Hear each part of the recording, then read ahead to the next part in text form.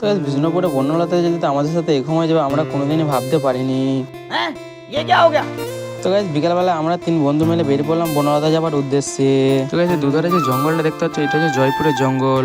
তো গাইস জঙ্গলটা পার করে আমরা চলে গেলাম। তো গাইস তোমরা হলো দেখতে পাবে এই জঙ্গলটা। তো গাইস ফাইনালি গাইস আমরা বনলতা ঢুকে গেছি। তো সামনে দেখতে পাচ্ছ ওইটা হচ্ছে গেট, বনলতার গেট। তারপর গাইস আমরা বাইকটা রাখার জন্য ওইদিকে চলে গেলাম। তো গাইস তারপর আমরা রিসোর্টের ভিতরে ঢুকে পড়লাম। দেখতে পাচ্ছি এগুলো হচ্ছে ফুল গাছ।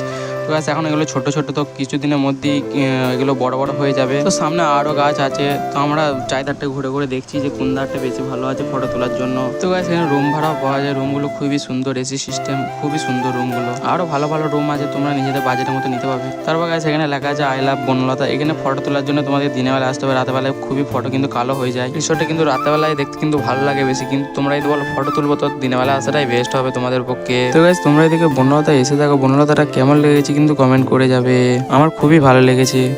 ঠিক আছে, তারপর আমরা ওখানে কিছু ঘোরাঘুরি করার পর বেরিয়ে পড়লাম বনফুল যাওয়ার উদ্দেশ্যে। তো গাইস বনফুলের ভিডিওটা কিছুদিনের মধ্যেই চলে আসবে চ্যানেলে। তো গাইস তোমরা যদি বনফুলের ভিডিওটা দেখতে চাও চ্যানেলটাকে সাবস্ক্রাইব করে রাখো।